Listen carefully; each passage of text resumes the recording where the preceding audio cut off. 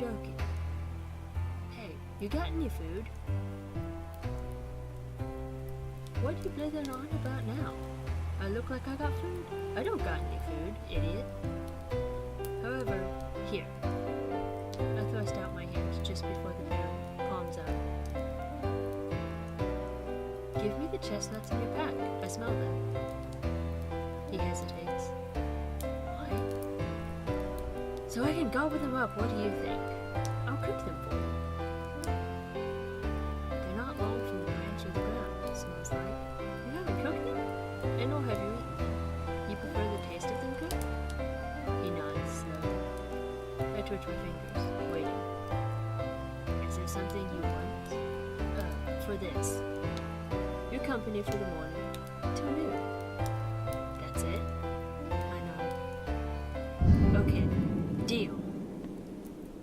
His words spoken like a knell. It resonates deeply, echoing and shakes ash from the walls. Startled, the boy covers his mouth. Deal, was it? I smile. Here. Did I just... Aye, you made a pact.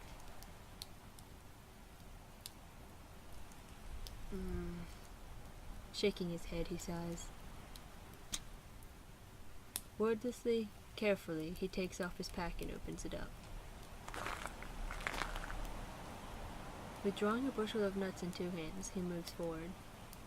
I look down at him, still waiting. And, with steady movements, he brings his hands to mine.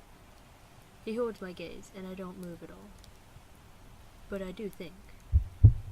I think, wait. Couldn't I just, you know, quickly, just... My hands tense, but it ends with a thought. He drops the heap into my palms. My fingers curl around it. Again I turn up my lips. Seeing this, he hops back. Give me a moment. I take all but one into my left hand, holding the last between my right thumb and forefinger. Opening my mouth, I bring it between my teeth and puncture it with one of my fangs. I bite through the shell, making a rough cut from one end to the other, and take it out. Observing the inner flesh of it, I spit out the shreds. Satisfied, I go on to carve the second, third, fourth, and so on. When I finished, I hold the chestnuts aloft and make a hearth of my hand. This'll take a while, person, but not so long. Might we talk some? Sure. Then have a seat. Where did we leave off before your stomach so rudely interrupted? He sits, chin on his knees, and eyes half-lidded. More or something. Ah yes, I'll tell you a story about Moors, in return for yours. Though rather than a story, a chat would be nice, aye? Save you a story for a bit later. What do you want to talk about? Moors? Oh, right. Mine more. Mine. There really isn't much to say, come to think of it. You said you were born there? Aye, like all fiends, I was born in waste. You've read about us, aye? About how we make barren anywhere we stand, unconsciously drain life from earth for our sustenance? Pallid land and caliginous loft, air crawling low and damp with my asthma, the pith of plants choked, sterile. I'll feel my face twisting to scowl. Sounds, It sounds hideous. I know because it is. Did you grow up there? Ha! A neat question. Aye, I did. Had a mother and a father. Always got me wondering, is this where I'll be when I get old? A bloody Moor? Huh. Guess not. You left it then? Left it for many places.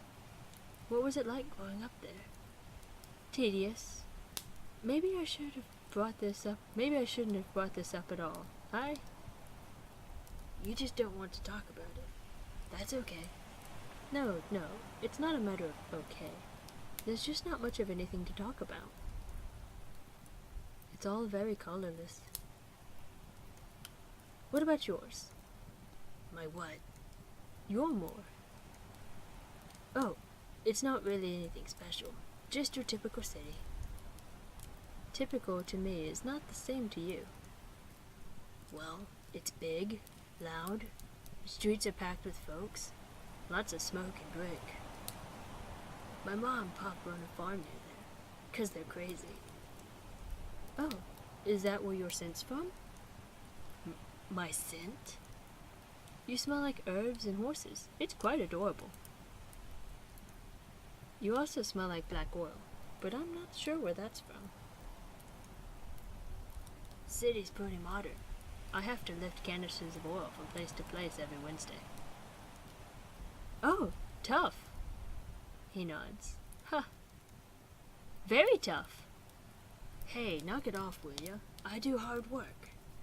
He kind of slurs his sentence, but is nevertheless determined to appear strong. I believe you.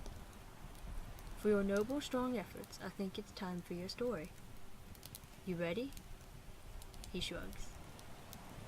I clear my throat and loosen up my shoulders somewhat, poising my fire hand dramatically.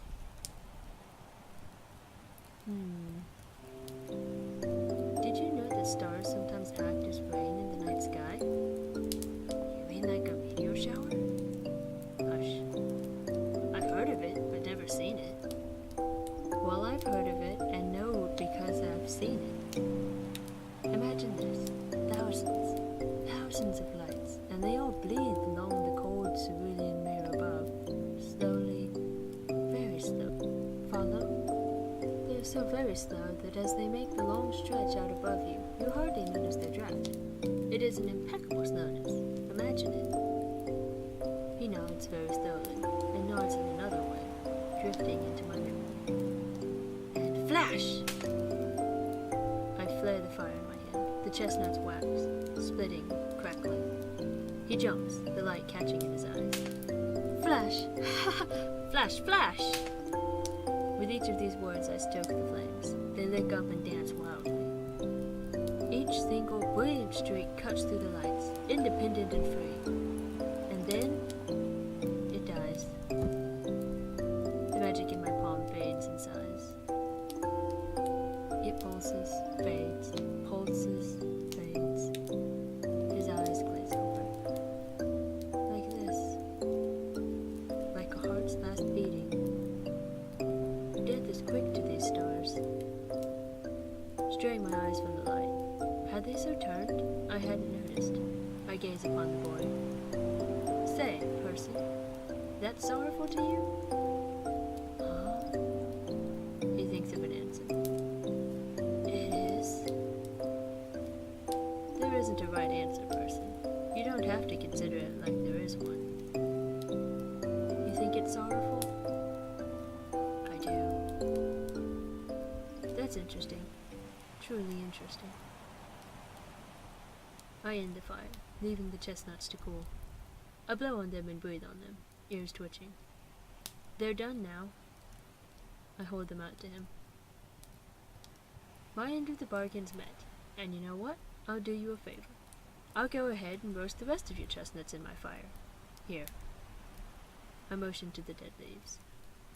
I'll do this for free. For no deal. All that's left now is for you to stay. Squinting, he waits a little, but soon enough crawls forward on his hands and calves, his pack in tow. He stops at the edge of the circle and takes the fruits from my hand. He looks at me, wearing a kind of ugly expression. What? Settling onto his rear, he keeps looking at me, but a bit less ugly. He seems to be wondering something. Eventually he looks at the nuts in his hand instead, his face softening. He shells one and pops it into his mouth. His face fletches naturally. He chews a little. He pushes his pack into the circle with his foot, shifts back a few feet, and speaks. Which part of that was the story, miss? Well, look at that. You aren't entirely daft. I take up the bag from the ground, shake it a little. Doesn't smell like there's anything more than chestnuts in here. I open it up and check. Sure enough, finding the things in excess. Some with the burrs still on, some still green. I tossed those ones. I still rummaged through it, just in case there might be something of interest. There's not. 'Twas a preamble, 'twas. There's a story to it for certs. I told you I've seen this. Blinking, he nods. With a hollow sound, I crack one of the chestnuts apart in my mouth. I grow the fire at my feet and drop it in there. No more flashy tricks now. As I reiterate these actions, I speak to the boy. I was not alone with those stars then. I was with another miss. Dropping another into the fire, I watch its fall. My eyes lose some of their color. She was fair, young, and human. A perfect miss. Such a charming girl. We would dance together and sing, press close when unseen. I was fascinated with her, I think, and so when she'd gotten melancholy, I brought her from town and to those stars. I had the ache in my knees, knew the eventide would be crying, and had figured the beauty of it would settle. The boy constricts his brow, chewing somewhat sadly. Oh, not to worry, not to worry. It did. He swallows. I've never understood the custom of man. I've always been free-thinking, and never bound to the thoughts of others. My actions that night. No, my actions altogether. No one took kindly to it when she returned. What happened? What? Well, after I took her back to town, she was plowed, and beaten, and beaten, and beaten, and plowed, and beaten, and beaten, until she could not move or breathe. The boy stares, a nut in his hand, still stiff, only so near to his parted lips. I buried her under the sky where I last saw her smiling. He closes his mouth into a frown. A century later, I returned to her spot and found an olive tree grew there. It was the sickest thing.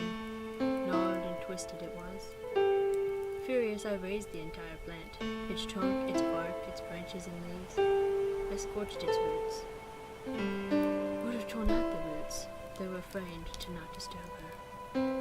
Yet last I'd seen, it remained alive, born fruit, and uglier than before. Isn't that the most wonderful story one can tell? No! I dropped the last of the chestnuts onto the leaves. Didn't you mess up the guys who did it? Mess up? You're a fiend! You didn't eat them? I didn't eat them. What happened to them doesn't matter to the story. I want to know. I don't want to tell. Seriously, miss? You know, when kids in the neighborhood mess with my kid brothers, I beat their faces in with a stick. That's what love is. It's taking care of your mates. Love? Is that what you figure from this tale? That I fancied her? Well, obviously. It's my story, person, not yours. Come off it. It is an old story, and it is only a story. Stop. What? Man. He chucks the shell in his hand against the wall at his side, his expression sour. Fine. I was just entertaining you as I cooked. That's stupid. Bollocks. I don't want to hear that from your fool arse. Oh, it's stupid. It's stupid. Forget it. What? What's this? You starting? Your stones dropping now? Drop 'em any further, I'll tear 'em out. Tear out your tongue too, here. Don't start with me. The boy freezes, hand hovering over his last chestnut. I'll rip your legs off, understand? Don't start with me. Last thing you need to be worrying over is your soul, since I'll rend you limbless if you start with me, and there won't be anything to be holding that soul at all. You start with me, I'll kill you. We clear, person? He quickly nods. I chuckle. You're a cute thing, aren't you? Quailing so tender. I can't move from here, person. You know that. Quivering, he speaks up. It just sounded pretty real. Did it? The boy lets out a loud sigh, shaking as it leaves him. Still vibrating with fear, he fumbles open his last nut.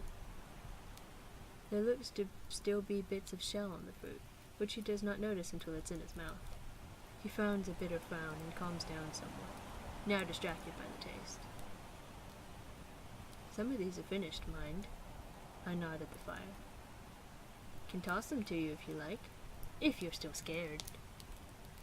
Nah, I'm not. He rocks his head. I'm fine. But I'm pretty tired. Could you toss them anyway? Aye. Surely could. Also shall. But only if you agree to stay with me till sunset.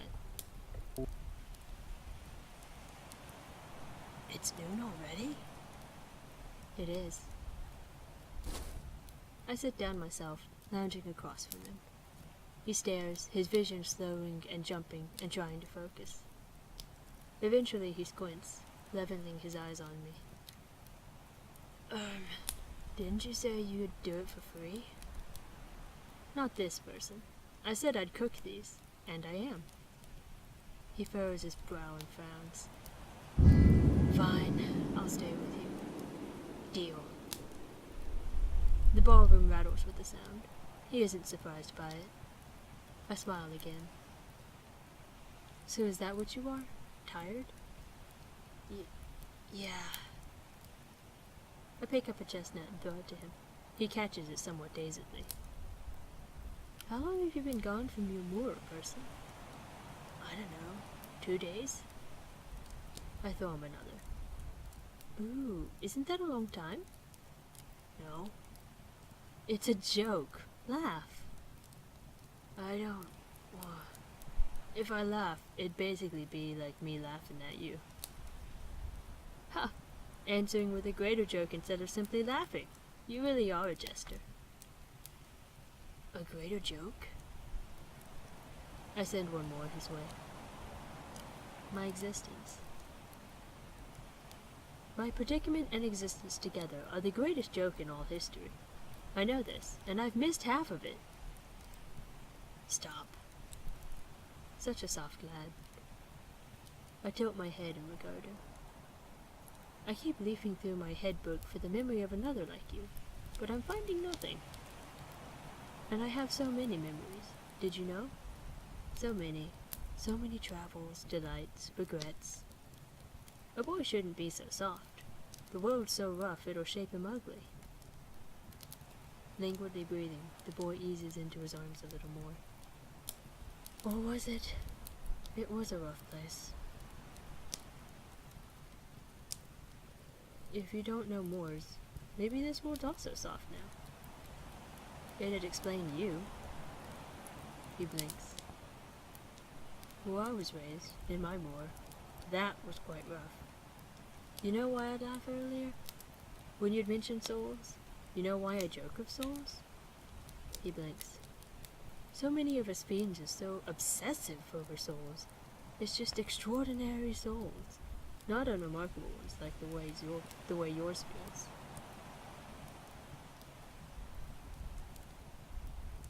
Have to look for those mature, spirited humans. Their souls heavy with character and experience. He closes his eyes. A newborn soul, for example, won't do anything for you. It is special, though, yes. A newborn soul is quite pure. Quite pure, really. His back rises and falls. Pax gene paxeno? Exquisite. I chuck a chestnut at his hair. It bounces off into the ground. He does not even flinch. I look into the fire. I gaze into the fire. The fire. These stupid things inside it. Piss, these stupid things. For a flash of a moment I considered turning into ash, but doing so would break my path.